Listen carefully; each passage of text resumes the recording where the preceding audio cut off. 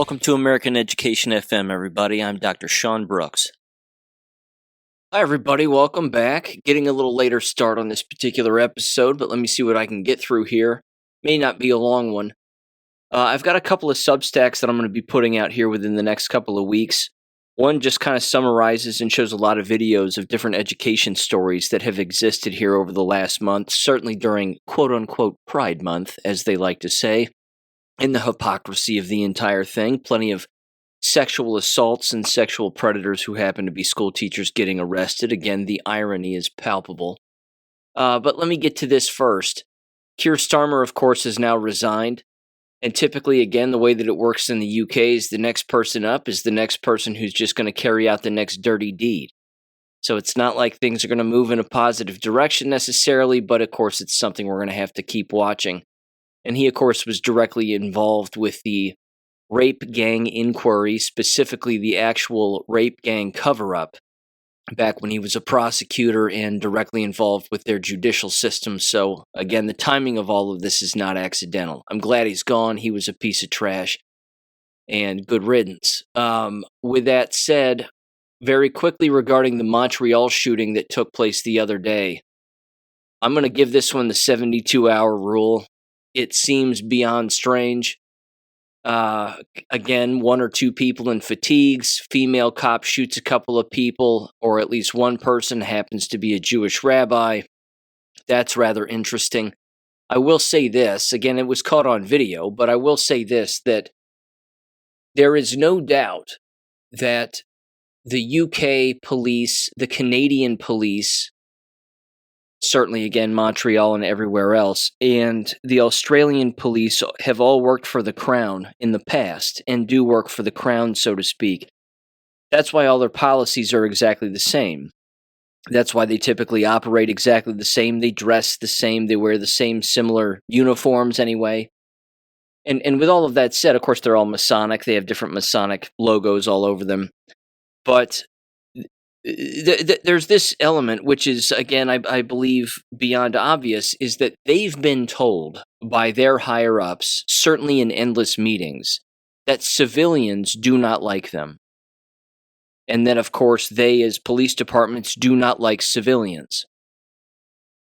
And they've probably been even briefed that civilians will attack them, and probably, again, will not hold back in attacking them.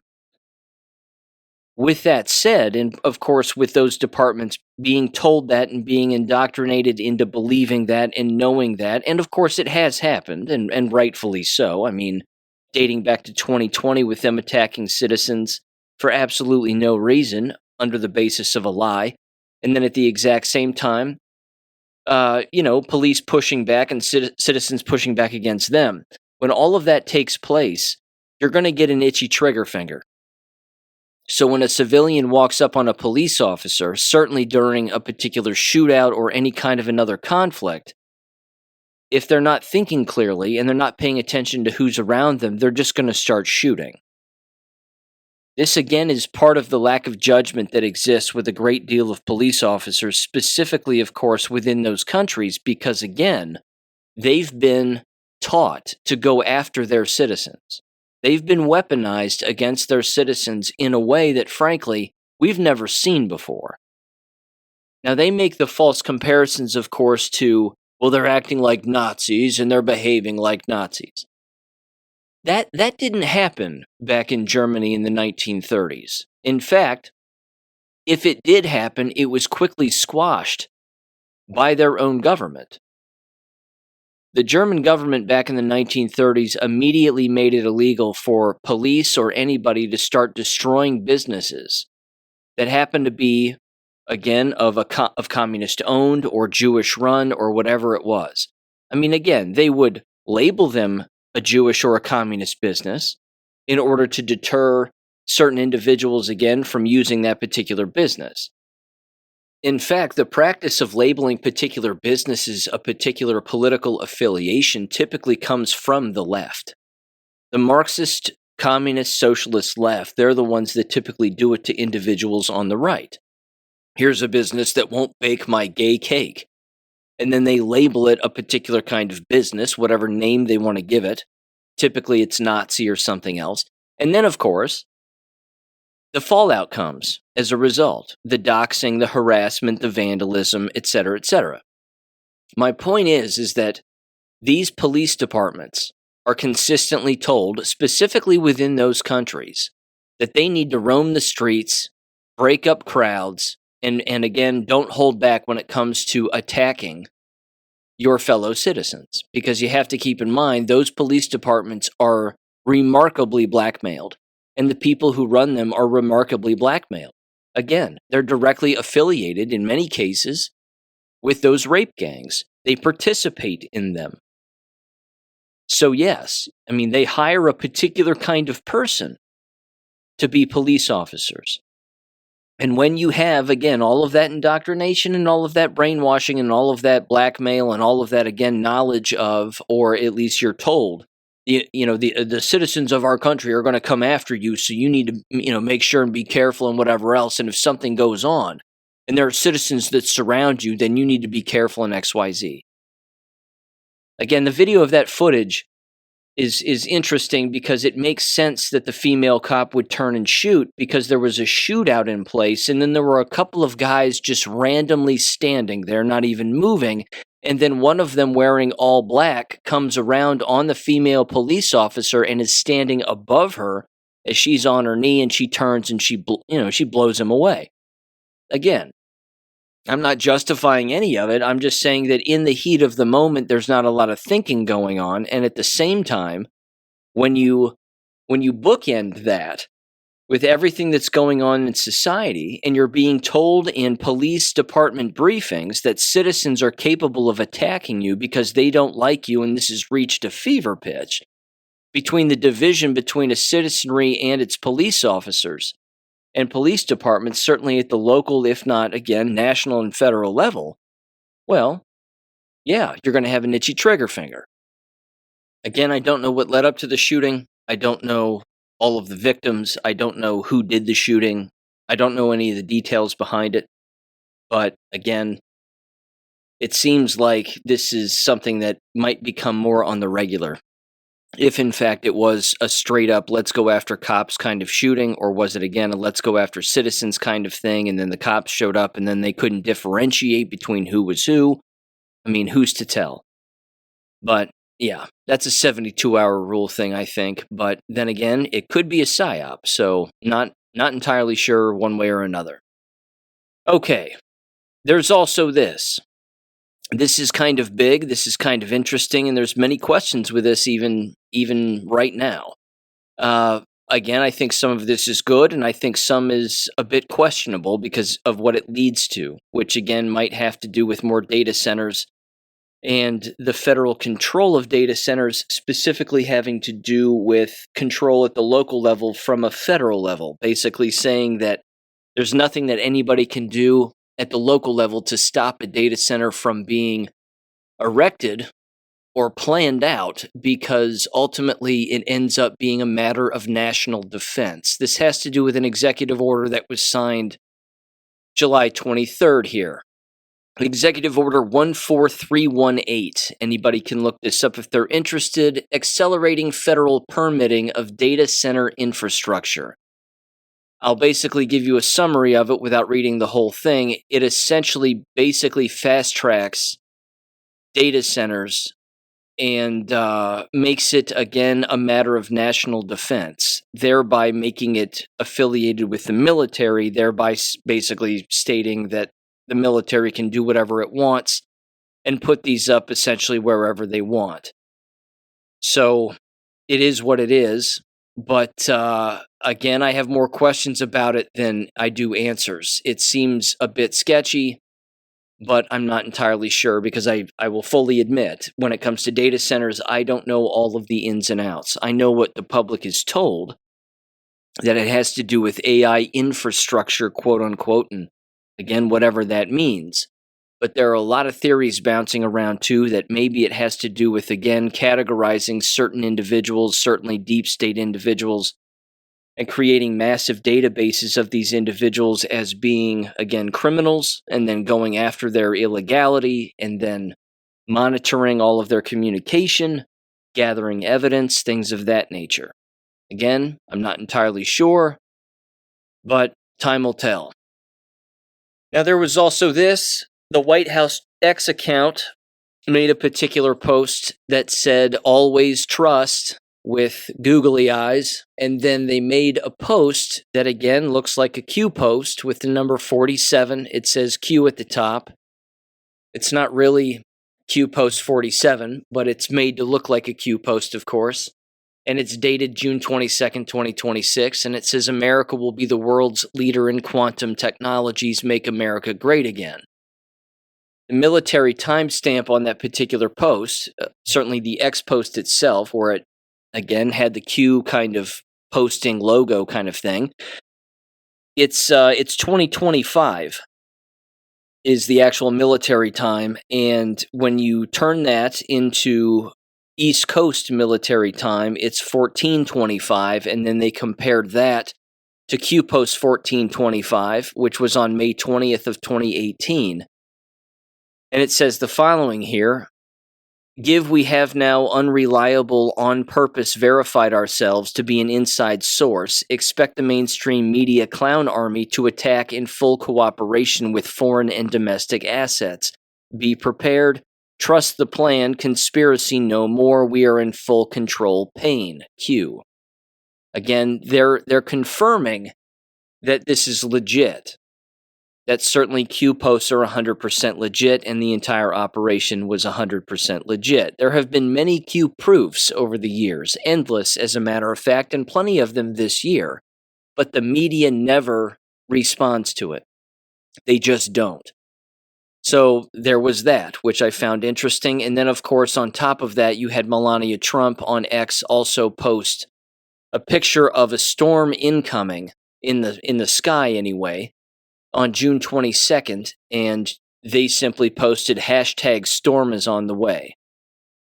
So again, I don't know what this means. Is it game theory? Is it war gaming? Is it a lot of purposeful confusion? Is it, again, creating a lot of threats to force the enemy to do a number of different things or be hasty with their actions?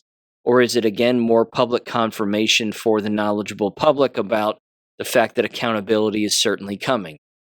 Could be all of the above. I do know we also have this. There was Todd Blanche here just today who announced more healthcare fraud arrests and indictments, and it's rather large. It says the following here. Todd Blanche announces charges against 455 defendants across 45 states and territories for healthcare fraud schemes involving over $6.5 billion in fraud claims submitted to Medicare, Medicaid, and other programs. That's rather significant. But as we know, it's not just some of the bigger level players. I mean, we're talking about low level players as well. You're talking about, of course, school board members who received fraudulent money. You're talking about city council members. And yes, as it turns out, a great deal of these people happen to be Somali. Again, this is going to blow up and I think get way, way bigger than even what's been already led on to. You have John Solomon also, who again is stepping away from just the news for a little while as an unpaid government employee to provide information to the government based on information that he has and documents that he's received, and even help them go through some particular documents. Again, that could be deep state related, of course, regarding Obama. It could be healthcare, Medicare fraud, could be Somali fraud, could be a variety of things. Anthony Fauci, COVID related, who's to really say?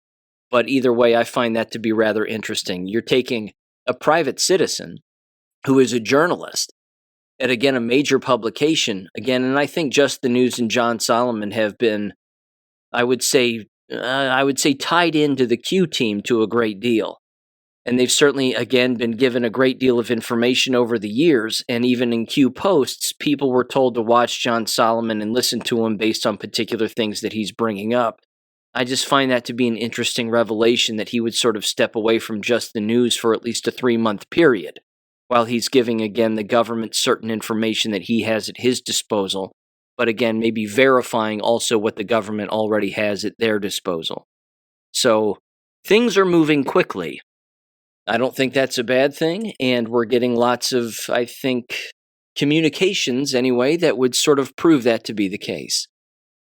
And I do want to mention this one last thing geopolitically very quickly. I know a lot of people have commented on this, but Major League Baseball sucks. They haven't learned anything from the COVID lie. And I've said it time and time again that, if people go back to sports ball after all of the COVID lie nonsense and, of course, having the gay days and the cardboard cutouts of humans in the stands all over nothing, and Anthony Fauci gets to sit in the stands with his wife and a friend of theirs and throw out the first pitch while no one else is in the stadium while he gets to watch a game. And at the same time, everybody has to take a knee while holding a giant black banner because Black Lives Matter, ladies and gentlemen. Don't ever forget that one. And all of that social engineering, mind control bullshit. That when all of that took place, if that didn't take the taste right out of your mouth, if you still had any taste for it at all, then I don't know what does. But they haven't stopped. Major League Baseball hasn't stopped, and they haven't learned a single thing. So the Giants pitchers of the San Francisco Giants, affiliated, of course, with Major League Baseball, some of them are of course, taking a stand against the whole pride uniform nonsense. Now, when it comes to the manipulation of not just pride uniforms or pride logos on uniforms, rather, but the Boston Red Sox did it with Ukraine.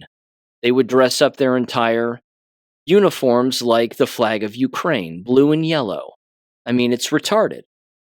But again, when sports become affiliated with politics, that's when it's social engineering. That's when it's brainwashing. That's when you're supposed to support it no matter what. And when they put the rainbow nonsense all over everything, these guys took a stand, which is great. Again, this is from Gateway Pundit. It says Major League Baseball Commissioner Robert Manfred responded to Missouri Senator Josh Hawley's congressional investigation on Friday, doubling down on the Major League Baseball's decision to bar players from wearing Bible verses on their uniforms while allowing Proud-themed uniforms to be worn. Manfred further blamed the San Francisco Giants for inadequate communication with its players for the recent controversy. Now, of course, the double standard is blinding. You're allowed to put the demonic, which it is demonic, let's get that straight, the pride nonsense all over the uniforms, which is political, anti-religious, and the whole thing, certainly anti-Christian. You're allowed to do that. But at the same time, you're not allowed to put a Bible verse on your hat. See, for me, again, at face value, out of the gate, this is a massive class action lawsuit against Major League Baseball, and it should be. You shouldn't let Major League Baseball talk their way out of it and say, well, it was a communication error, and we're not going to discipline them, and they can't be disciplined, and we know that, but we're just voicing our displeasure and blah, blah, blah. That they still broke the rules because they're not allowed to write particular things on their hats unless they're sanctioned, of course, by Major League Baseball and the team as a whole. But the double standard is at face value. If they just took away all the politics out of the game, all the nonsense, all the constant manipulation, the rule changes, everything. They've turned a sport, a bread and circus activity, into a working environment. That's why most working environments suck. Just like, again, for example, the education business. I've brought it up in endless episodes. I think I said it in the last one too. This is what happens in the education business, and as to why, of course, there's massive burnout and a high turnover rate. It's because the business consistently changes things for the worse, instead of leaving things the logical same. They could just leave things perfect as they, again, were many decades ago. They were just fine. Reading, writing, arithmetic, and people taught their subjects and they went home and politics stayed out of it. That's not the case now. And now, it's been so perverted within sport that it's becoming normalized within, again, all sports, specifically Major League Baseball. They do it, of course, with the NFL. They do it with European soccer and the Premier League. They do it all over the place. But it just proves, again, that when they keep doing this, that when they consistently play these political games and they lift up degenerate activities and degenerate people at the expense of quote unquote normal people who are just trying to live their lives and watch a useless baseball game and mind their own business, that when you have that consistent division, you're going to lose people. That every single time you create that kind of an environment, you're going to lose people. You're going to lose people on the outside looking in, which are future customers. You're going to lose current customers. And then, of course, you're going to lose employees and the support of employees. So again, my hat is off to Landon Raup, relief pitchers JT Brubaker, and Ryan Walker for again standing up to all of this and putting Genesis Bible verses on their hats. This is fantastic. Again, good for them. They're taking a stand, and they're allowed to do so. Florida's Attorney General even got involved. Again, religious discrimination against Christians. Yes, it is. There's no other way you can paint it. I would love to see a massive class action lawsuit. I would love to see a huge fine in the future. I don't want Major League Baseball to get away with doing this ever again. In fact, I would love for Major League Baseball and all sports to actually just get rid of all political nonsense altogether, period. Just get rid of it. It doesn't have to be there. It doesn't have to be around. But then, of course, people ask themselves, well, since that's so logical, since it's so logical that you're catering to the minority of the brainwashed by supporting the alphabet soup nonsense, and what was it? The Los Angeles Dodgers had Demonic Night, where they had all these trannies dressed up like devils dancing around the field. I mean, again, the game itself of baseball is Masonic. It was created by Freemasons. That's why the field looks the way that it does, because it looks like a compass and a square. It is designed to, again, suck up a person's money, time, energy, attention, so that you aren't paying attention to the other things that are actually happening. But with that said, if they just got rid of it, they might actually get a few more customers. If they lowered the prices of things, they might get a few more customers. You might actually get somebody to come back to a baseball game. However, the full-blown awake, again, myself, I'll never go back. I just won't. They lost me a long time ago. They lost me in the 2000 teens. I'd say 2014 may have been the last time I went to a baseball game. Again, no plans on going back regardless of what they do. But if you have to show up and pay $500 for a jersey, $20 for a beer, $10 for a hot dog, and whatever it is, $30+ for a ticket, I mean, again, if a person wants to do that, okay, fine. It's a free country. I just don't like being socially engineered to my face, and then, of course, having the employees within the business be discriminated against, let alone threatened, because they're being forced to, again, wear demonic stuff and demonic-affiliated stuff when, of course, they don't agree with that demonic-affiliated logo and everything else. It's constant, though. And the reason it's constant is because it's really designed to destroy something that could have been wholesome, something that was simple and enjoyable, something that was cheap, that a family could enjoy if, again, they wanted to go and enjoy it. But it's purposely being perverted because that's the ultimate long-term goal, is to perverse all of these sports and manipulate everybody, not just with the rule changes and the cheating and the fixed game aspect and the gambling and all of it. They can always easily insert politics and a demonic agenda within it, and then, of course, normalize it by saying, well, we're trying to cater to all of our fans, including the alphabet soup gang, as even the commissioner of baseball has said. We have LGBTQ supporters, and we're trying to support them too. It's not really about supporting them. It's about, again, a demonic agenda to manipulate people who don't support them into supporting them. That's really the agenda. If everybody were there just for baseball, then that's all you'd have to have. That's all anybody is there to see.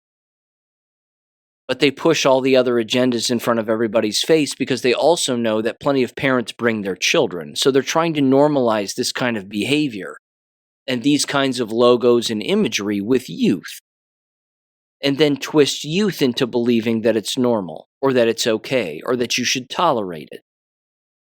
It's the youth that are really the target. Again, it's on their televisions, it's in their cartoons, it's in their schools, and now it's in their extracurricular games that they watch and the things that they play. That's it. And parents, again, if they take their kids to these kinds of things, they're exposing their kids to these kinds of things to normalize that kind of demonic, satanic behavior. Now, this is a nice segue right into education because, again, it directly impacts the entire education business, as we all know.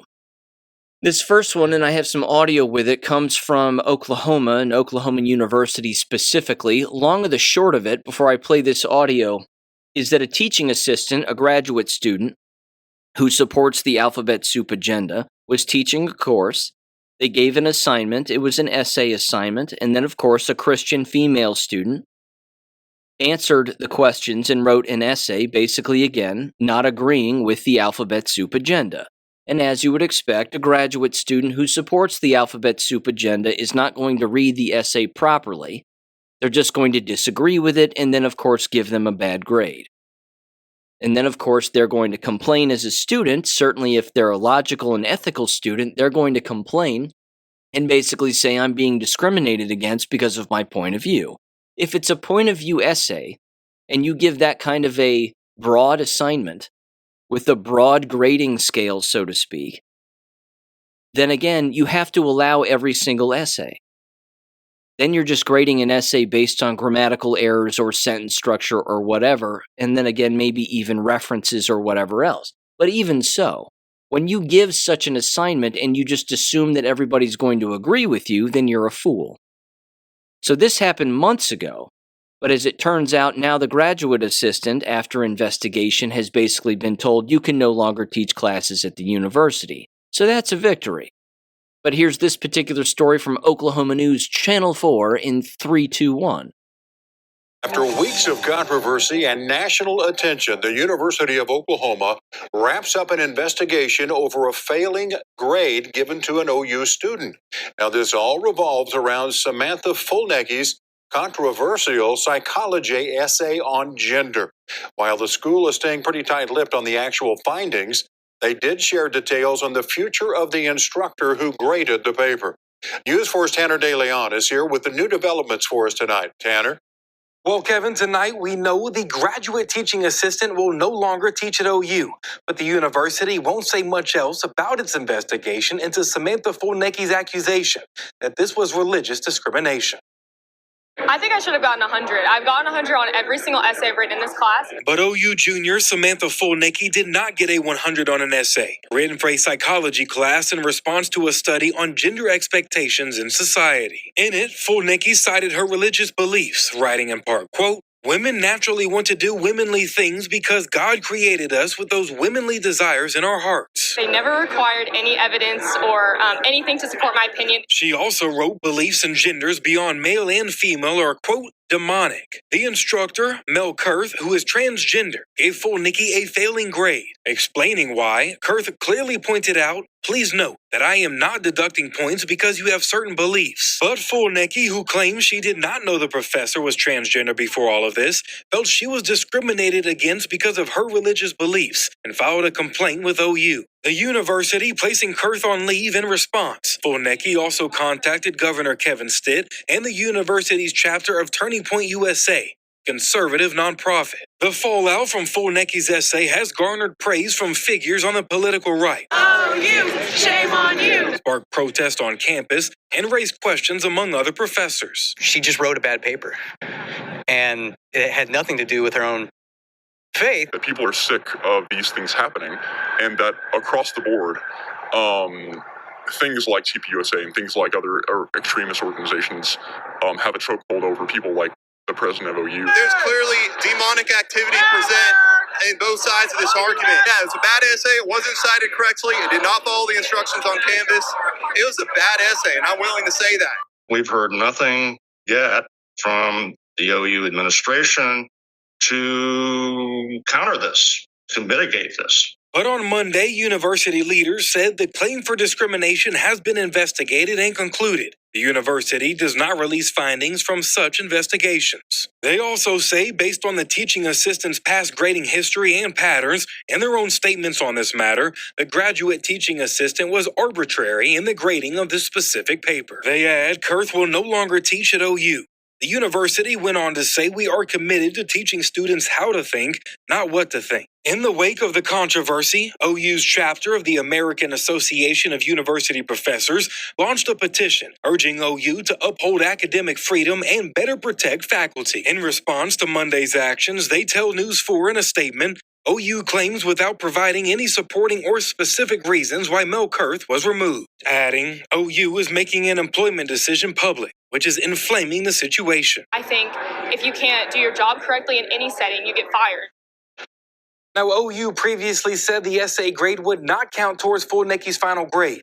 You can read the full statements from the university as well as the American Association of University Professors over at KFOR.com. My apologies, one quick correction. The teaching assistant is a tranny. That kind of matters. A man pretending to be a woman, from what I could tell. Pronouns she, they. So there you have it. That should tell you, again, all of the mental institution requirements for that person that exist, and there you go. Again, one of the ways that professors, and certainly, again, brainwashed teaching assistants would try to normalize that kind of disgusting behavior. Specifically, again, the whole tranny gay agenda, is that, as we all know, because it's been documented endless times, is that they gravitate toward that kind of material. They gravitate toward that kind of literature. They take their sexual proclivities, so to speak, and perversions, and then they try to normalize that among the people around them, certainly within the working environment. If a person is a degenerate in their private life, they're going to be one in their professional life and vice versa.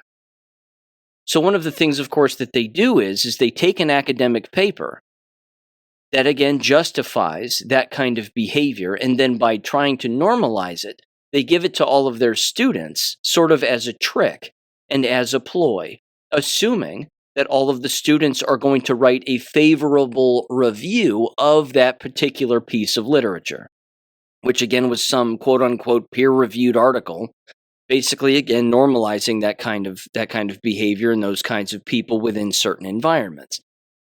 Which means, again, if someone writes a review and basically says that they don't support it, what they're doing is they're not reporting on the contents, so to speak, of the article.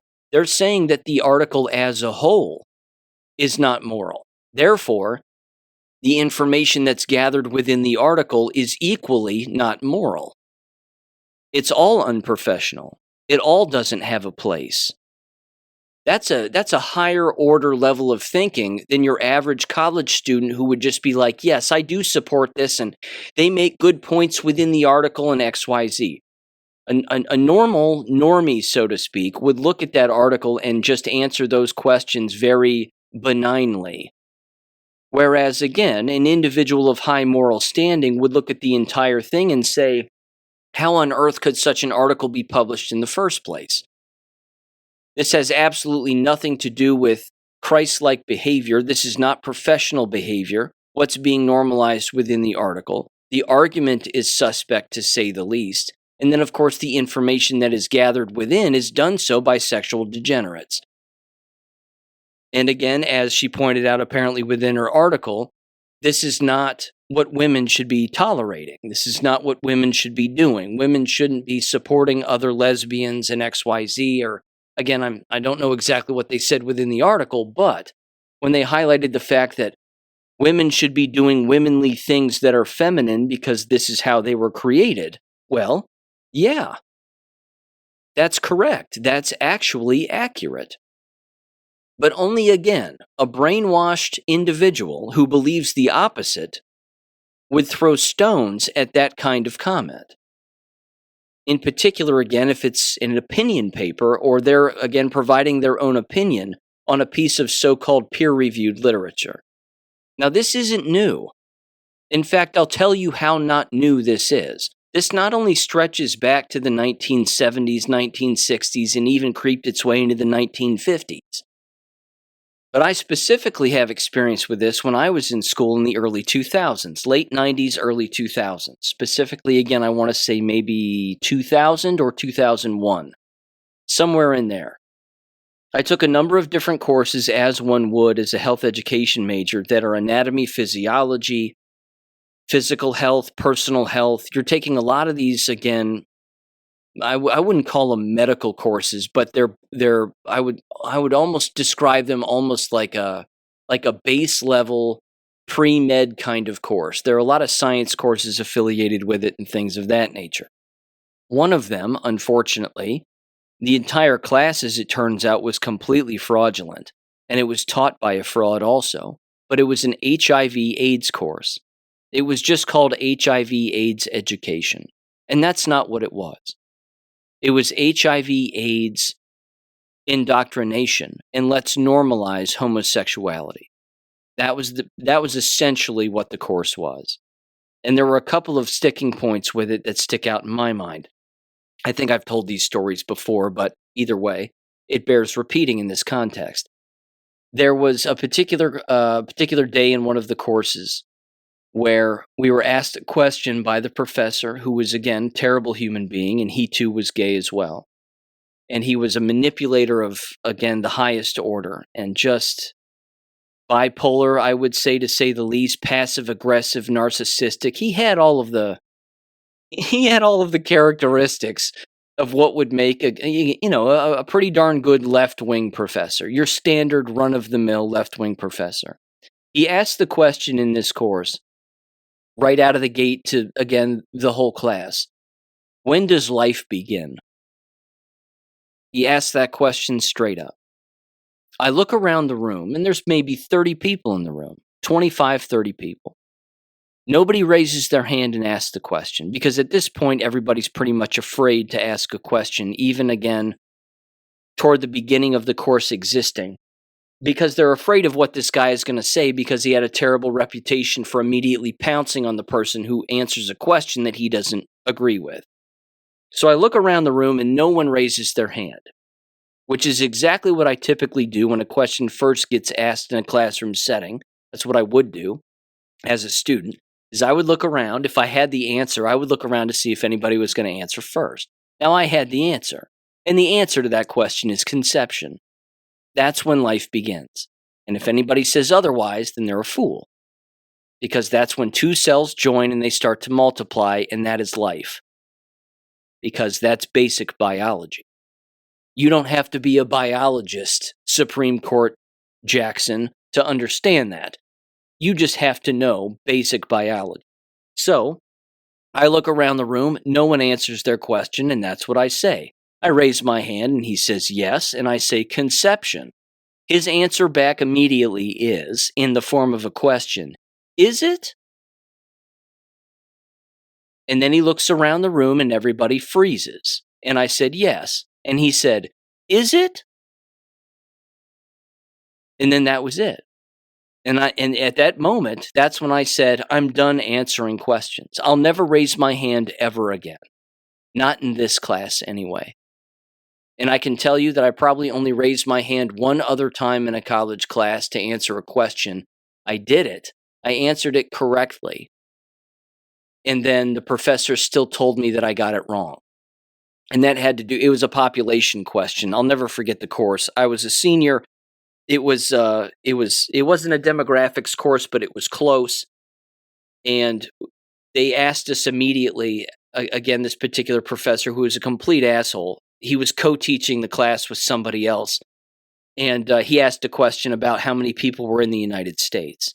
Just so happens that the day before, I was in the library looking at an atlas that was brand new, and I had the exact number from the United States atlas. And I memorized the number, and I knew the number. And so I raised my hand because no one else did.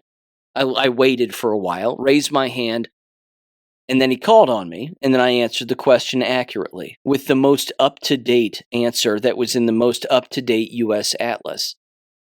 You can't make this shit up. And then and then again, and he just looks at me and he goes, "Well, actually, it's probably a few 100,000 less than that." I said, "I just got out of the brand new atlas in the library on the university campus yesterday," and everybody started laughing.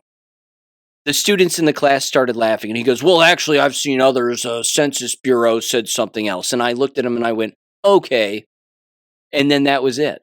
I humiliated him in front of the entire class. Nobody liked him. But humiliating a fool is very easy to do. All you have to do is just bring the facts. So again, little side note, but that was the end of that. Getting back to the gay professor, he did it one more time, and it was just like the OU student. Very similar situation.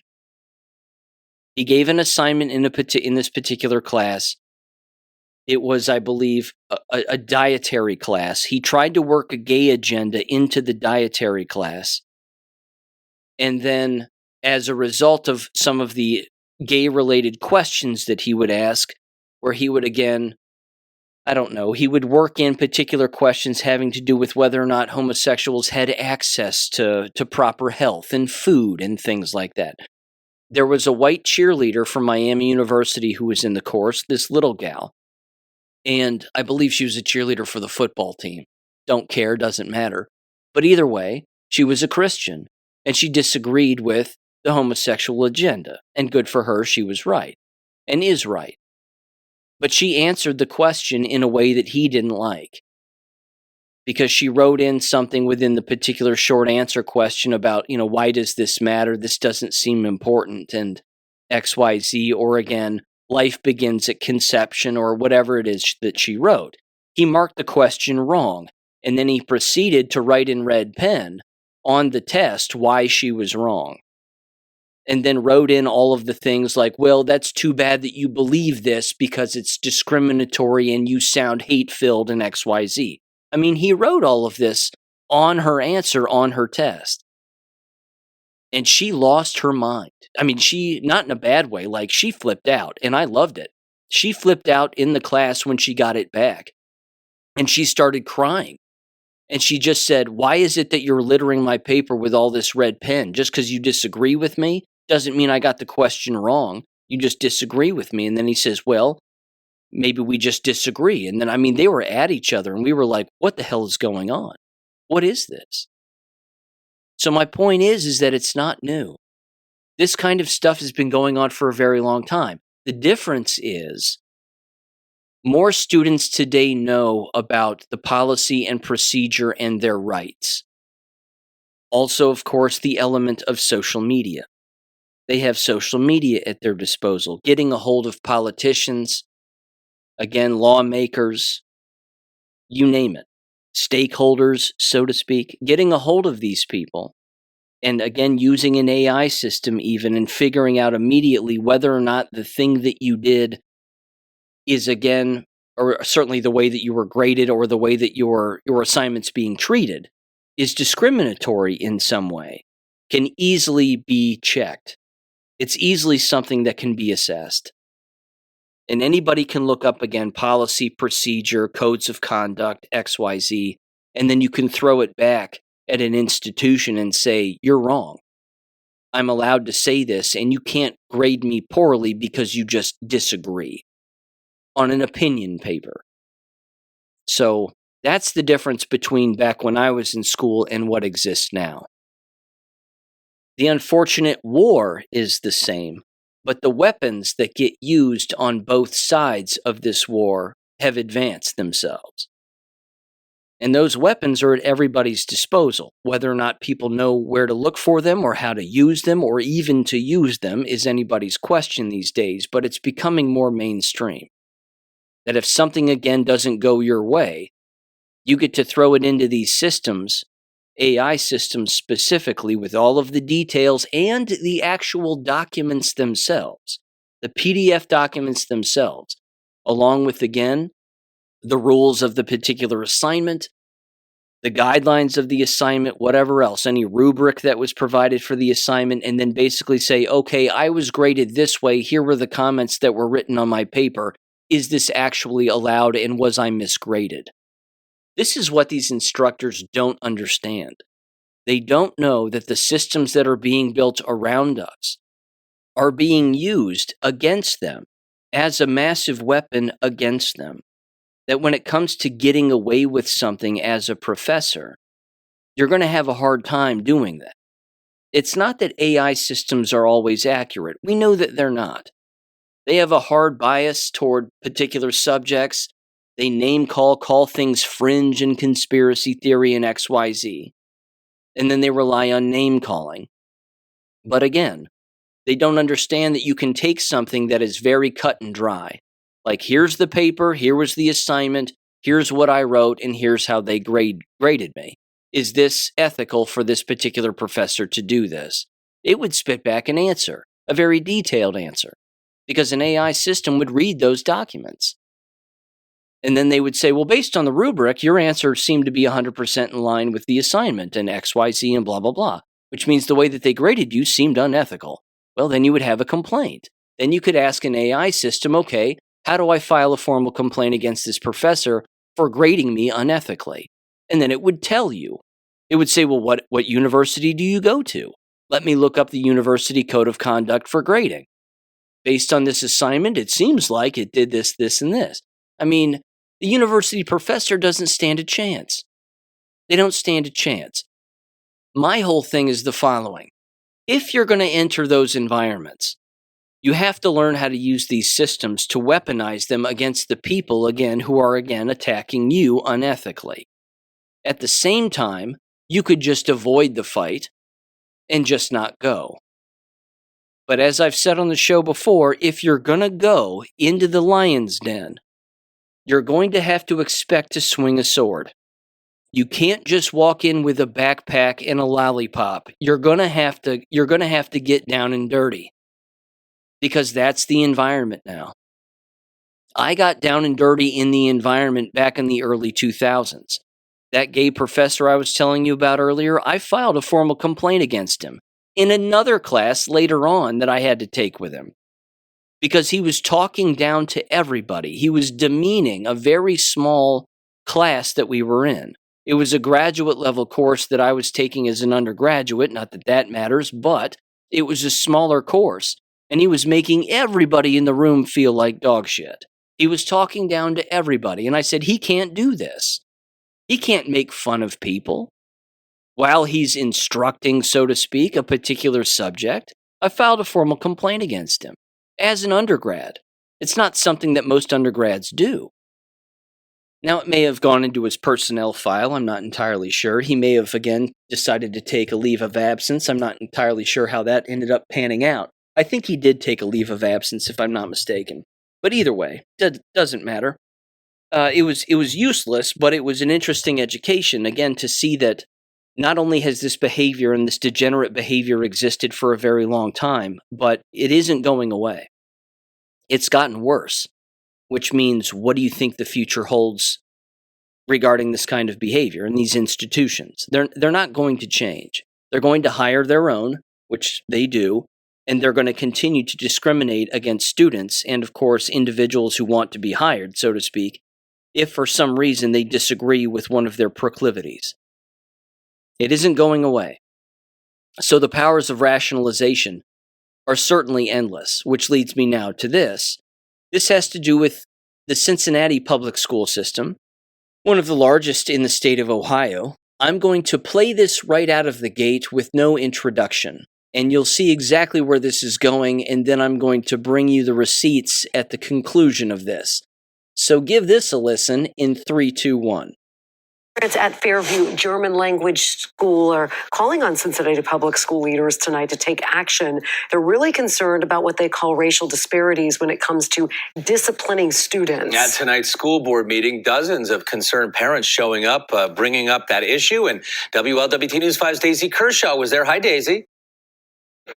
Hi, Mike. Fairview parents are calling for an internal investigation into the school, alleging that leadership has breached more than 20 board policies, 11 state laws, and 5 federal regulations, telling us that new data shows students of color are disproportionately facing disciplinary action.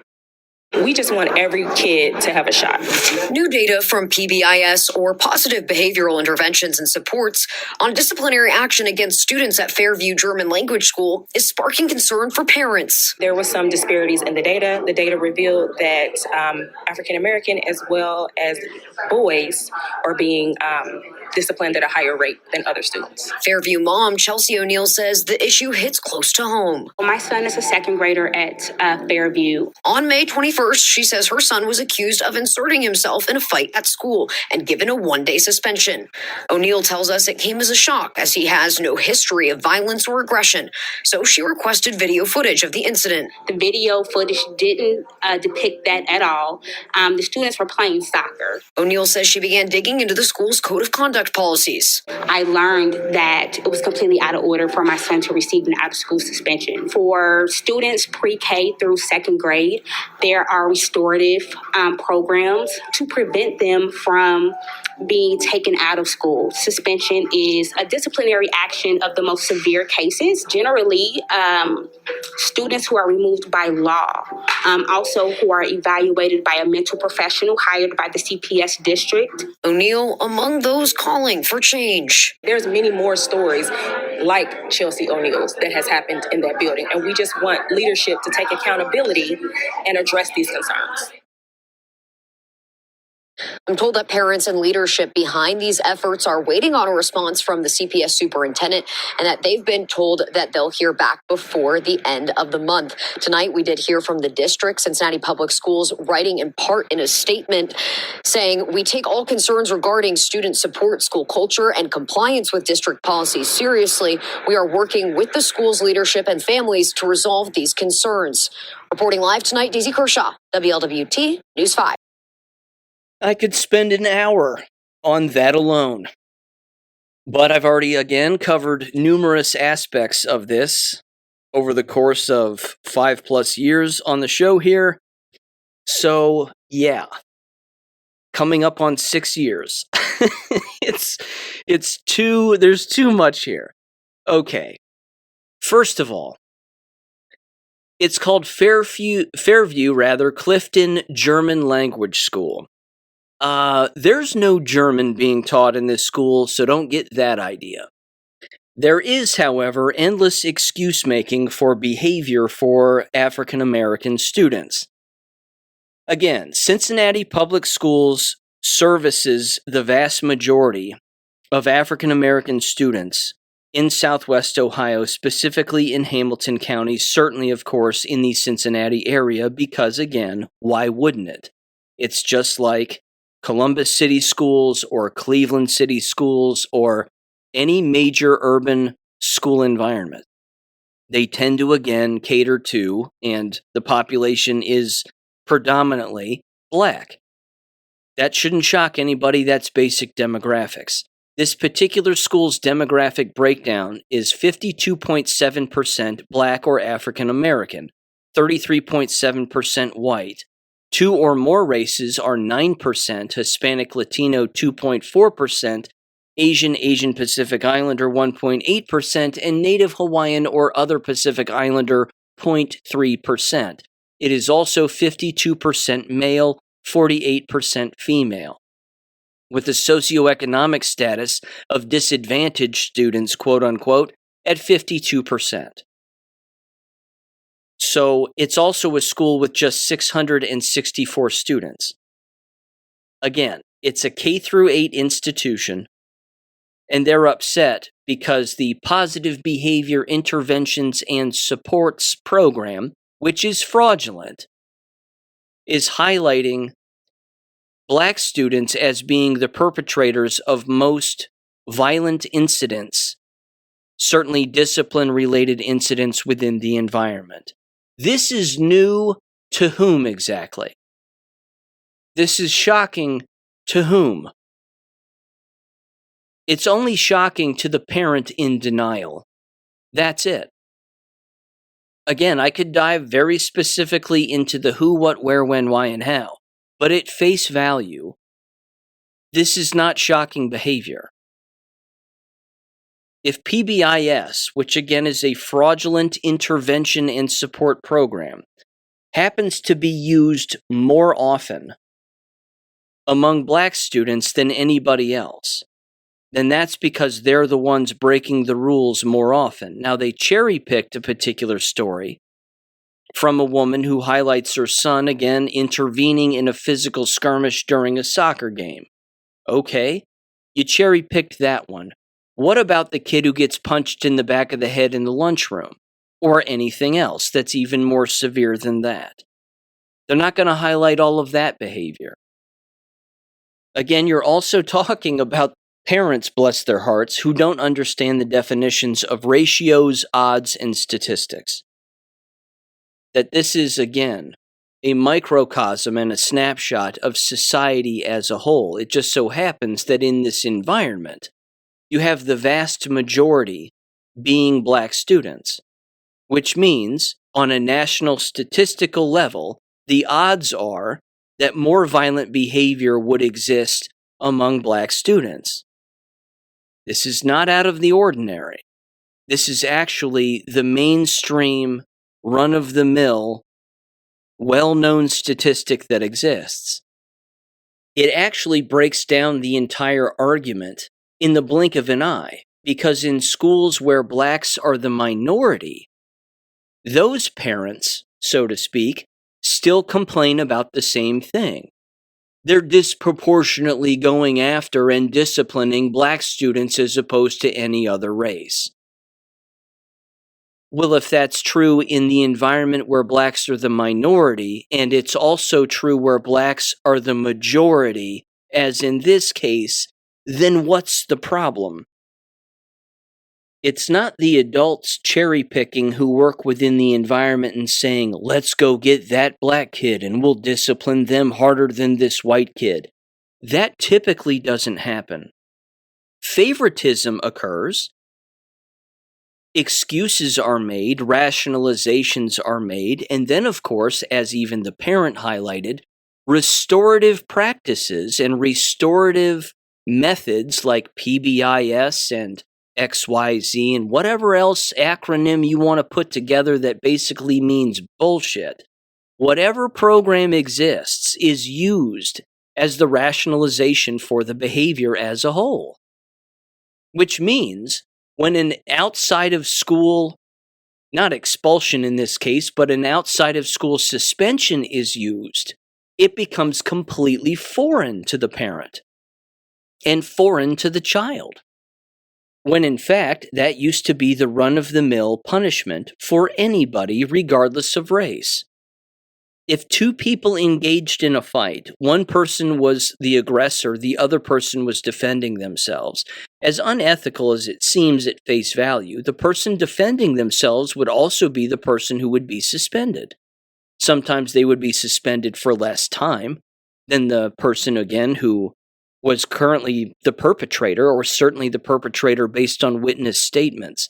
But either way, they'd both get it, but one would get it more than the other. And again, even that's been manipulated over time, regardless of race.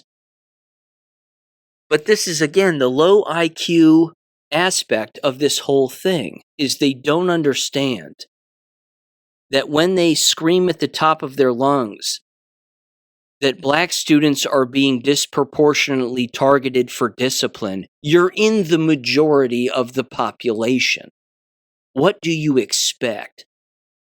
Because you make the same argument when you're in the minority of the population in a school environment, let alone the entire country. So again, don't be surprised when discipline comes down on a student when they engage in a physical altercation within a school environment. And you can't make excuses and just play the race card and say, well, it's because we're black. Well, it might be because you're black. I mean, that's the truth of the matter. It might be. It could just be behavior.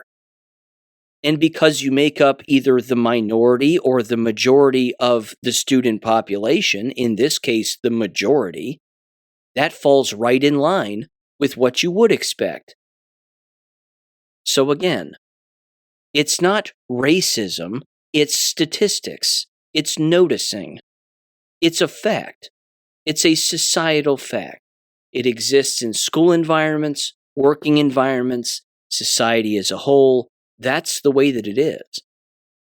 And unfortunately, the excuse making is a part of the territory also. The complaining, we're being targeted, we're the victim, blah, blah, blah. How about you just focus on the actual content of their character? How about you focus on their behavior? That there are things that you can and cannot do in particular environments. That's all. I'm not saying that there aren't outliers. They may not even be outliers. They just may be straight up bigoted human beings who work within these environments. That exists too. But not in an environment like that, where they're seeing consistent behavior from consistent individuals on a consistent basis. They're going to have to do something about that. And is PBIS and restorative practices going to help? No. They've been proven to be fraudulent. Everybody's believing these lies. So again, like I said earlier, when an out-of-school suspension hits, it's a breath of fresh air, frankly. But it's something that's completely foreign to these people because they just expect more excuses and more programs that push excuses. Let's have mediation. Let's get in a room and talk it out. No. Send them away. Because there's no talking it out in a working environment in real society. You get fired. That's the way it works. You tell a racist joke in the working environment, you get fired. You attack somebody, you get fired. Physically, you get fired. Sexually, you get fired. Harass somebody, you get fired. This is how it works. Teaching children this is a good skill. The faster they learn it in the home environment, school environment, wherever, the better. But if they're not learning it, and then they're not learning it again in the home or school environment, then where are they going to get it? And what's that mean for the short-term and long-term, specifically consequences for those individuals? They're going to come right up against reality and it's going to shock them. They're not going to have a clue as to what's going to happen to them in the future. They'll be completely blindsided. What do you mean I got fired for punching Ed in the face? What do you mean I got fired for grabbing Teresa's ass? I mean, this is what's going to happen to these people. They're not going to have a clue. And it's not even race-based. All those famous videos of these white girls specifically, I mean, those are the ones that stick out, where they get online and they start yelling inside of their cars that they just got fired for their jobs for not showing up on time. So I decided not to show up on time, and because I was busy and I was getting coffee, and before I showed up, and before you know it, I'm in the HR office, and they're talking to me about how I showed up late, and I'm not allowed to do that and whatever else. And then these other videos of, again, a lot of these are white girls. It's hilarious. But they get in front of the cameras, and they're just like, well, I'm just going to take some vacation. Yeah, I know I just accepted this job, and it's the first month I've been on the job, but I'm entitled to some vacation time, so I'm just going to take my entitled vacation time, and that's the way that it's going to be. And then before you know it, they're on a Zoom call with their boss, and they're just like, you took vacation time in the first month of working here. You don't get to do that. Nobody does that. And they're like, well, but it says in my contract I'm allowed to. And they're like, yeah, you're fired. And then they're shocked that they get fired. It's incredible. But the excuses are going to continue to pile up. Again, this kind of irrational rationalization, we'll call it, is astounding. And it's not going to go away. But those of us, again, who have been in the business, who sit outside of the business, look at this kind of behavior, and we just chuckle. Because we go, yep, I can't believe you're still going to school. I can't believe you're still sending your children. I can't believe that you think that anything that goes on in that environment is going to be logical, in one direction or another. None of it will be. Again, that black parent who was making excuses for her son may not have been in the wrong, I have no idea. But either way, she believes that PBIS is a good thing. She believes that restorative practices is a good thing. Joke's on her, it's not. It's detrimental to her son. It will be detrimental to him. In fact, it'll teach him to be manipulative. That's why those programs exist. They were implemented, again, to teach children excuse making. and to rationalize particular behavior. And well, if things don't go your way, then you don't get to play flip cup with the rest of your peers. Like that even matters. That's the problem. And it sets them up for failure. It sets them up for personal failure, professional failure down the line, etc., etc., etc. The list is endless. But that's your American school system in a nutshell. They're shocked that black students are breaking the rules in an inner city school where the majority of the population is black. You can't wrestle with that level of a low IQ. You just can't do it.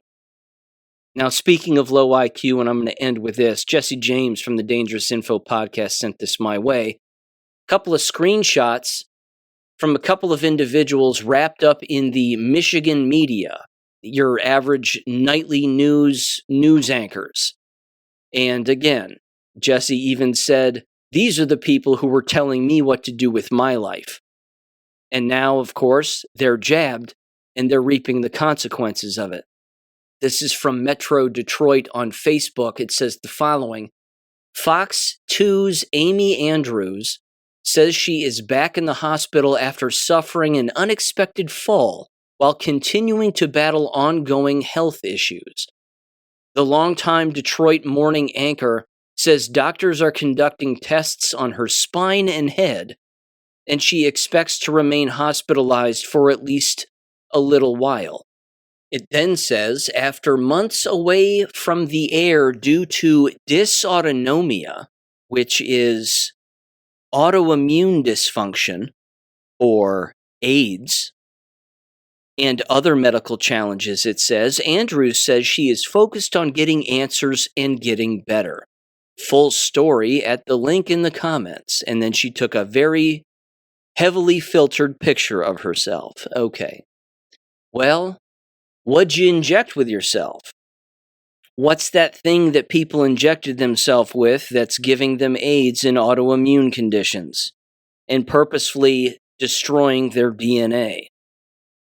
How about you report on Tulsi Gabbard and Anthony Fauci's gain-of-function research and cover-up, and the fact that you fell for it as a news anchor and even told people to do it themselves by reporting on quote-unquote COVID and the shots? I'm telling you, when you follow the sheep into the slaughterhouse, it's too late when you smell the blood of the sheep in front of you. These people, they just fell for it, and they still don't know why they're ill. It's amazing to me. But that's the proof of brainwashing. It is astounding. Here's another gal. I assume she is also a news anchor. It says, from a Dina Centrafanti. That's a news name if I've ever heard one. She said the following: grateful for the sunshine and the smiles from the 5th floor window of a Detroit receiving hospital room. My very healthy husband is recovering from a stroke that no one would have ever predicted. He is facing some tough physical challenges, so we are celebrating our 30th wedding anniversary today with a deep understanding of life's unexpected challenges and how our decades-long love has prepared us for this fight. Again, the rationalization is astounding. It's just incredible.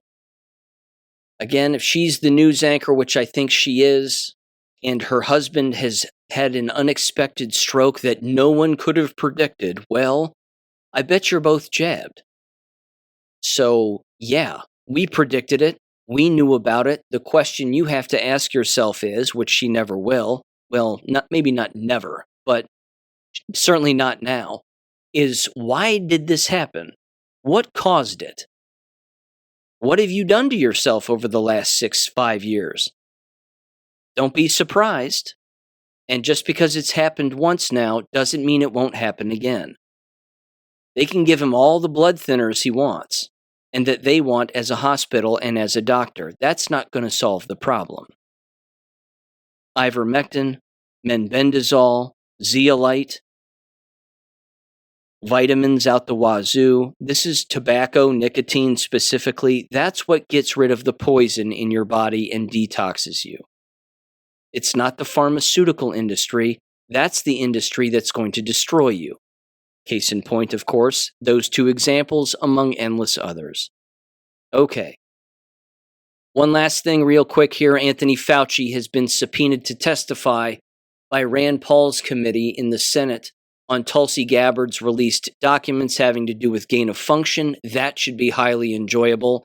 And that is set for July 29th at 10 a.m.